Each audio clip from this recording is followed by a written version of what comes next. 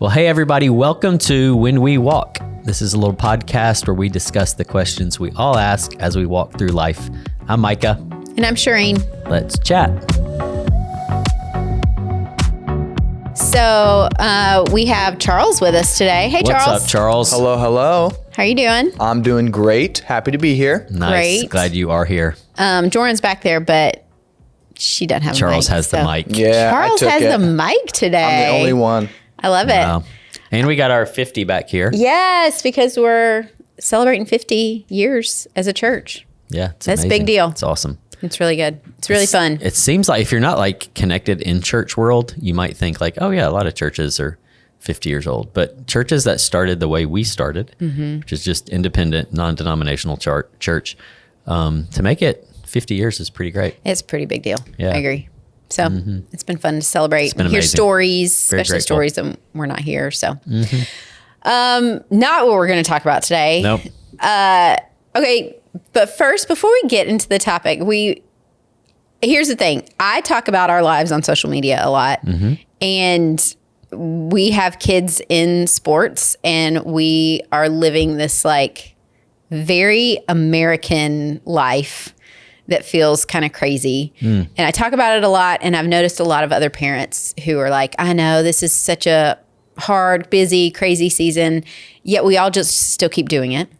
So I think this idea of like parenting through or just the whole youth sports world is kind of a thing right now. Yep. I actually saw on a reel that came through like someone talking about this, like several actually. So it's kind of in the air because it's all over the place and most people are living it. But before we get into like maybe more the ethics of it and things like that. Of youth sports. Wow. I want to know. That would be a thing. Who thought that would be a thing? I want to know what sports did you play? This is going to be all of us. So Charles, you too. Maybe specifically sports, but like, were you a dreamer? Did you like think you were going to be an elite athlete in whatever you were going to do? It's a good question.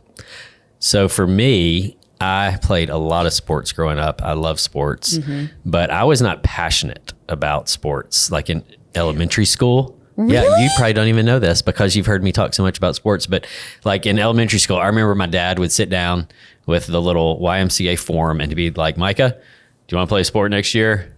Which one? And I'd be like, which one like has the least amount of practices? Oh my goodness. Soccer. All right, let's do soccer again.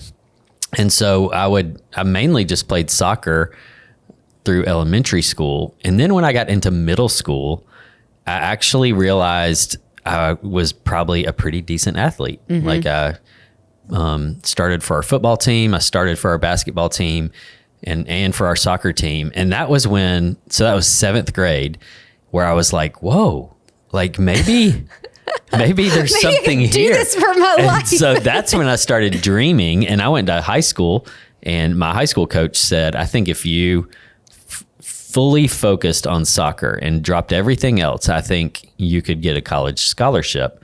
And so I dropped everything else and I joined a select soccer team, tore my ACL the first game. Yes. And that was the end of my whole junior year of soccer.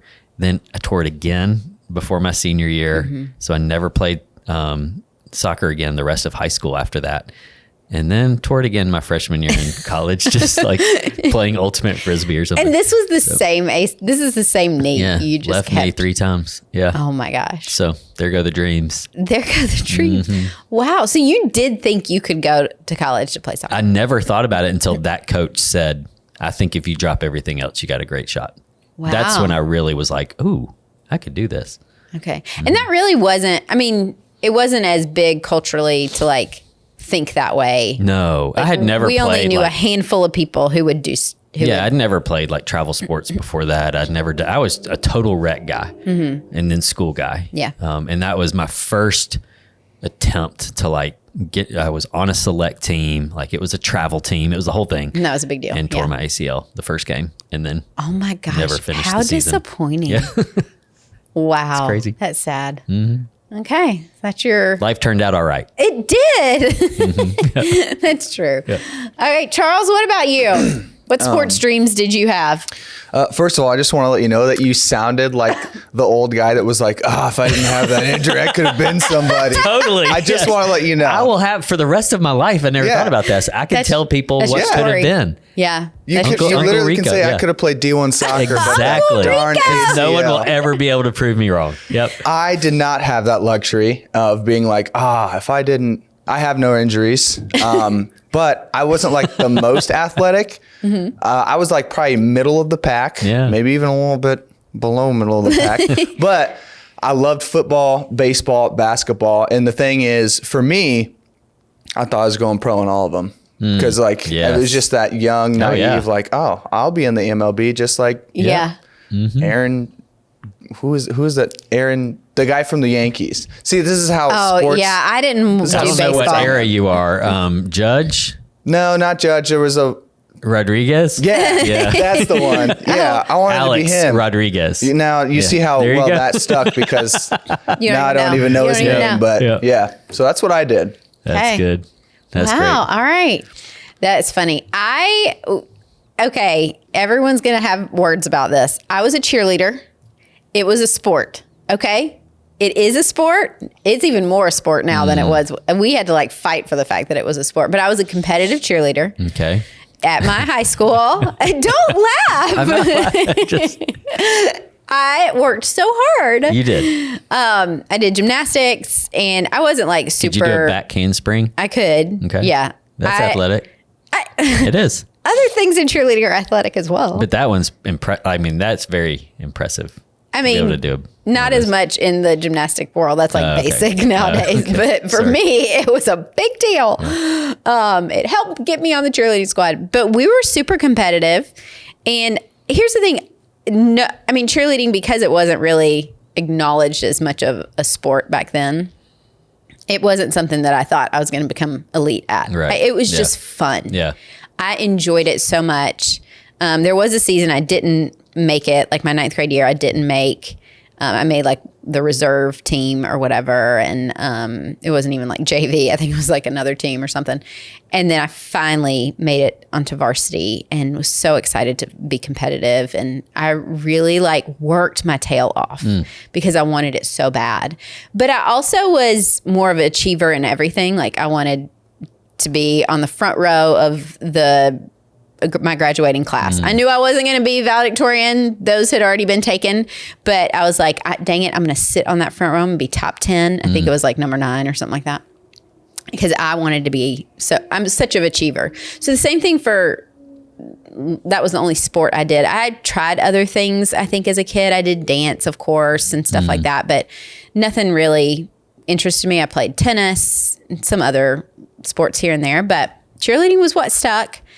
And we were in a small town, so it wasn't a crazy dream. It was just what I did while I was doing other things. So Yeah. I didn't have elitist dreams of becoming a professional, anything. Going to college for cheerleading, none of it. Yeah. It was just fun. And it You didn't ran think its about season. going to college for that even? For cheerleading? No, I was not that good. Oh, okay. I just enjoyed it. But yeah, so it wasn't, I don't know. I didn't have a lot of people in our world who were thinking that way. We were a small town. We didn't have, here's the thing I've realized. Social media has changed everything. And I think one of the things that has changed is youth sports. Yeah. Because our kids are watching, we get to see how the elite live. And so elite sports people share their lives with us. They share, what they do and how they got to where they are. And then you have other, high schoolers who are sharing their journey of getting to where they are. And so now everyone kind of has this thought of I can do that. So in some ways, I think it's good. Yeah. It's inspiring, right? To see someone do things that you're oh, I could do that. But in other ways, I think it has created this, we all need to be elite. Yep. Whereas we lived in an era where nobody thought that, Yeah. right? Yeah. Yeah, I think so. There seems to be, I haven't done deep dive research on this, but this progression of sports were purely recreational. Right. Originally, if you go back even just to the beginning of, America, like just so it's For just it was kind of enjoyment. recreational, Right. yeah. And then it became a little bit more like organized youth sports, where it was like, okay, no, we're actually building teams for kids to be on to develop their skills, and it was like there's a lot of good you can learn from being on a team, a lot Absolutely. of character building, a lot, and which I agree with all that, and now we're in this era of we're beyond just organize youth sports into organizations who make millions, Yes. millions and millions. Probably, I mean, collectively, youth sports is a billions of dollar I bet it is. industry, and so it's just it's taken off, and it's gotten into, I think, the hearts and the minds of families and the kids themselves. And I think as parents, it's good for us to think wisely about where this should fit in our lives as a family, and not just kind of drink the Kool-Aid, because the Kool-Aid says, man, it should be everything in your life if your kid displays any amount of talent whatsoever. And so that's, I think, a good conversation to have. Yeah. Where does it fit in our lives? Yeah. So one of the things that kind of sparked this, one, we're in this season with kids. Two, I had seen a reel that came across my feed at one point, that this guy who is, he leads some sort of youth, sports, whatever. I mean, I didn't know him, but this reel had kind of gone viral, and he talked about the need for for us to not lose the rec level of sport for our kids, and what that will do to kids and to society if we lose that, which right now we're on the brink of kind of losing the rec level. Yeah. And the things he was saying it could bring was like really sad. Like it's basically going to take out kids who just want to do that, who just need to have something else Just to fun. do, Yeah. just have Exercise, fun, to remind make us friends. that Yeah. this is what this is. For majority of the world, Yep. sports is a recreation. It is just for fun. It is just for extra in our lives. It teaches us things. It's fun. And Which we are made for fun. Absolutely. There should be delight in our lives. There should be fun. For sure. Yeah. We all need fun. And so, but what's happening is we're creating all these elite level teams. One, that's where money is. He did talk about money. He didn't get deep into it, but he said money talks, and that is where people are putting their efforts, like investments into youth sports complexes. And I mean, we've seen it. We drive through town now, and it's like the fields and the complexes popping up all around. You wonder, like, whoa, that had to take a lot of money for turf level fields for elementary school kids to play on. Yeah. And I don't know about you. I'm assuming you did not play on a ton of turf fields, especially at the Y back then. But like, so he talked about that. It was just so eye-opening to me. And I've just started to realize we, especially as believers, this is the difference, is we're believers. We want to live differently from the rest of the world. We have to be careful of, this is one of those little gravitational pulls of our culture that we have to be careful not to get pulled that direction. And so we need to think differently about this. And it can be hard because as followers of Jesus, hopefully our heart's desire is to follow him in every area of our lives. And Jesus didn't really say explicitly much about sports. And so it leaves parents, I think, in a tough position sometimes to try and figure out, like, so where should this fit in our kids' lives? Where does it fit? What does Jesus have to say about it? What is, as followers of Jesus, how can we do this in a way that's faithful and healthy? And those are really important questions to be asking, hopefully. Yeah. Yeah. So I do think one of the things, like I said before, that I think we need to recognize some of the problems. And I think one of them is social media that has pulled our kids into this, specifically YouTube right now. I see it for boys, especially our boys, and a lot of other kids who are seeing these kids, literally some kids who their age who have YouTube channels who are showing their progress and they're already making money. Yeah. They're already getting sponsored. And who was the one kid who was the football player who was really popular? Maybe 5. Baby Gronk. Oh, no, okay. I was waiting for Charles to help us here. There was another one. Look up. Do y'all have can you look up Bunchy? I think his name was Bunchy Williams. He was like on the cover of Sports Illustrated at one point. This is when our kids were young. Okay. And I'm curious what he's doing now. I don't know if he's gotten a college scholarship yet. I think it was Bunchy or Bunchy. That can't be his name. Bunchy Young? Bunchy Young, yes. Is that a name? Mm-hmm. Is that a real person? Mm-hmm. Yeah. I mean, of course, it's probably a nickname, they're looking up. Okay. While they're trying to find it, here's the thing about that's Baby so Gronk. Interesting is like it's very cool when you see these kids who are phenomenal at what they do. We all are like, oh my gosh, like these child prodigies who can play Mozart already or can do these crazy skills that adults have worked years on to do at a professional sports level. We love it. And so we highlight them. We put them on the cover of Sports Illustrated as a child. Their videos now go viral and they become these phenoms. And every other kid looks at that and goes, I want that. Yeah. I want that. And I don't know. Did y'all find it? Bunchy Young, known as the Super Bowl Kid, is committed to playing college football at Sacramento State University. Okay. He's also received offers from other universities like University of California, Davis, Illinois, and Arizona. Okay. But he's about to be a college freshman. Okay. But this started when he was young. I think 10 years ago. Wow. That he was maybe either on the cover of Sports Illustrated or something, but he hit it real big. And he was getting college scholarships as offers as an elementary school kid. Now that feels, you asked me, that I feels just remember silly. because our boys were like, oh. Yes, exactly. And that was when ours were like, we're going to go to the NFL and we're going to be in the Hall of Fame. I can tell you how many pictures of first days of school, because I always ask our kids, what do you want to be when you grow up? How many of them it switched from, I want to be a vet. I want to be a policeman. I want to be a superhero to, I'm going to play in the NFL. I'm going to play in the NBA. I'm going to play professional soccer. And it shifted so quick and for so many years. I mean, now I think they're seeing the writing on the wall. They are average. Most of us are. But I don't know. Social media has played into that. Charles, what do you feel like? I mean, you're our social media expert over here. What do you feel like you've seen in that world specifically with like elite sports? Social media, I mean, not just in sports, but in everything, but even in sports, it's driven by comparison.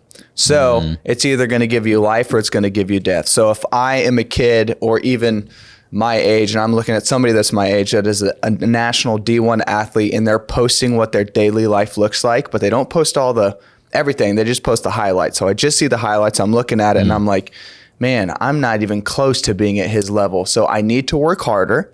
Or I get defeated and I go, there's no way that I will ever be at his level. So I'm just a failure.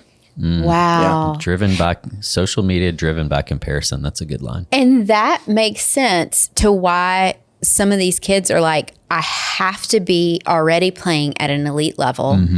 I can't play at the rec level because I need to either be that. And if I'm not, what's the point of even doing rec?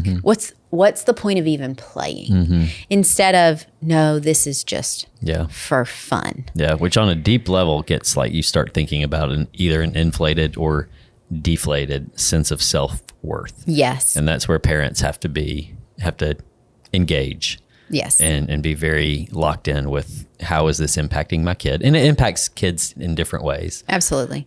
Personality plays into it. And yeah. So maybe we should, what are some thoughts we have on how do you kind of combat think about this? And I think it's important for us to say, I think when we were younger and had littles, we used to kind of judge the families who just got went real all busy in and we didn't know at the time how easy it is to go down that road. And sometimes the Lord leads a family in a particular way. But at that time we were a little judgy. Now that our kids are older, we realize like, oh no, we can have compassion for when you've got a kid who's like, man, I really want to pursue this. I really want an opportunity. I'm really passionate about this. As a parent, you want to try to give them opportunities, but you also need to be the anchor of your family and sometimes set healthy boundaries and limitations around things. I think it's also important to say, we know families who are running youth sports programs and trying to figure out how to break into that space and do it better and do it well. Do it differently. Do it with a kingdom perspective, exactly. even. And so that the world needs. Yeah. So one of our kids has benefited from that in basketball. And I think that's really beautiful, especially when, we all have a call in our lives of people breaking into this industry to say, okay, where it's getting unhealthy, rather than just avoiding it altogether, how can we get into it and try and change the culture? Yeah. So I think for us, we can only speak from our experience and then what we've seen and how we can at least use biblical principles to kind of guide what we want to see in our families and maybe in communities, right? That will influence communities. I think one of the things it stems for us from, we've kind of been in all the different seasons. We've done the rec sports for majority of our kids' lives. And then we have tapped into some of the elite levels here and there with kids. Not a ton because it is so much. It takes so much. We have 4 kids. We can't do all of it. And we happen to work on the weekends. And we work on the weekends, which that's what I'm saying. Like we just, our son just did kind of the next level travel, like national travel sport for basketball. And it was so eye-opening to me because I sat with a mom on his team. And I said, I think this is the only tournament I'm able to come to. My husband's not able to come to any of them because he preaches on the weekends. And she was like, oh, wow, y'all go to church? I didn't even think people did that anymore with, the way youth sports is, that church is even still a thing. Yeah. And I had to literally hold my jaw from falling to the ground because I was like, what a perspective. Wow, this is the perspective we live in now, specifically in this like travel youth elite sport world. Yep. And that's what I think we want to help parents who are at least trying to live a kingdom perspective life want to be careful of that pattern of thought and getting into these streams that can so easily pull you into the culture and you get so far that you don't even realize where you are. Yeah. And so what would you say for us? What are some of the things we've done? Well or not well? Yeah. I think one is it's okay to say no to your kids. Yeah, it is. It's okay. Like you have to recognize that you have a certain amount of resources. And by that, I mean, not just money, but time and energy. And you have to not just steward we say this all the time as a family. We're not just stewarding one calling. Like as a family, we're not just stewarding my calling or just your calling, but we're stewarding 6 different callings. And so for our kids, with having 4 kids, we've had to help them see like, you can't do this because you've got 3 siblings and we can't organize our whole lives around you. Absolutely. Which actually is a gift to your child to hear those words early in life. It is. It's not about you. It's not about you. It's not all about you. Yeah. And so you can say it kindly and you can say it lovingly and you can find other ways to feed that passion. But there are times where it's okay to allow your limited resources, which we all have limited resources, to set some healthy boundaries to say, we're just not going to do, like we can do this level, but we can't do this level. Whether it's finances, whether it's time, and whether it's just family function. Like we all have a lot that we want to go after. Each of us do. Or we can do this season, but we're not going to do this season. So early on, we're real careful about each kid could just do one thing at a time. Yeah. That's 4 things in different seasons. It becomes a lot. Us. And slowly they added some other things to their lives, but also we had some cool conversations with kids in middle school to say, okay, you've now taken on too much. What do you want to let go of? Because we can't keep this up. And you can't keep this up. Because also you start raising anxious kids who are always driven by performance and achievement and the practice and the this and the that. And so you have to kind of gauge their mental health as well. So I think being comfortable saying no to your child is a big deal. I think the other thing that did is it helped teach our kids to celebrate one another. Yep. Hey, we're all going to go to this kid's sport event. Instead of you and I always splitting, which we've had to do just naturally. We don't have extra family members, and we've had friends to help come around and do those things. But when you're constantly having to split, okay, we're just ships passing in the night as parents, taking one kid here, one kid there, one kid there, and no one is actually going and celebrating one another. Like, let's all go to this sporting event together and celebrate this kid, and then go out to lunch afterwards, even if it's just a rec game. Yep. And you just celebrate that person all together as a family. I think it's taught our kids how to do that a little bit better. Hey, we all show up for this person. Yep. Even if it's just one of their soccer games and their team's terrible. Yep. We're going to be there. We're going to cheer them on. We're going to celebrate them afterwards, go get a Gatorade, whatever it is. Yeah, that's I think good. it teaches like siblings learn how to celebrate each other instead of focusing on themselves. Yeah, that's really good. So think that's important. first thing I would say, count the cost, whatever that cost may be. It could be money, it could be time, it could be energy, it could be family dinners. And then try and determine, is that cost worth it? It could be other people's interests and activities as well. The second thing I would say is, we say this all the time, life is a series of trade-offs. Yep. And so if you are going to do this, then how can you, what's the trade-off? So let's just use the example of church. Like, okay, so for this season, we can't do church. Then how are we going to, what's the trade-off? Like, how are we going to, what are we going to trade in its place? We're going to do family devotionals on the road. We're going to find a church whenever we travel and say that's an important thing for us. And we're going to go worship somewhere. We're going to use that as a time and place as a family to grow together spiritually. And we're going to do our own little devotion, our family devotional that we write or that we find. But you do have to be conscious of what it is you're giving up spiritually, because the way it's organized right now, that you are giving up, and for a lot of people, you're giving up church for a season. You are. And the pattern that puts in your family and your kids' head of like, this can be put to the side. Church is optional in seasons where it's convenient. And then that can get translated into God is optional and Jesus is kind of here to serve me and kind of make my dreams come true. Yes.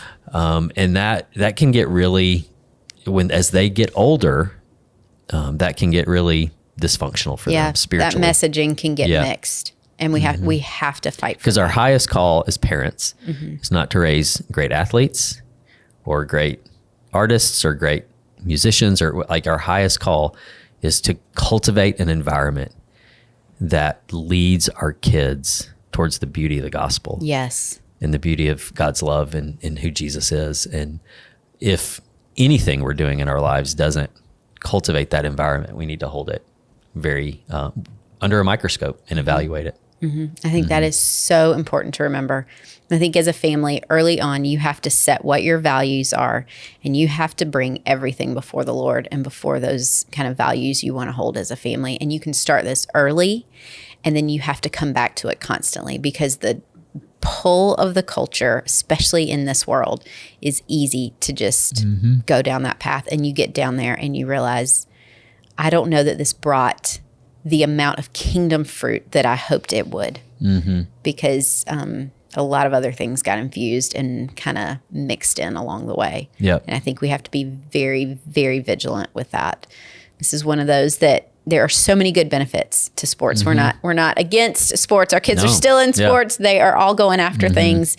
I think it's one of the other things to be okay with is it's okay to be average.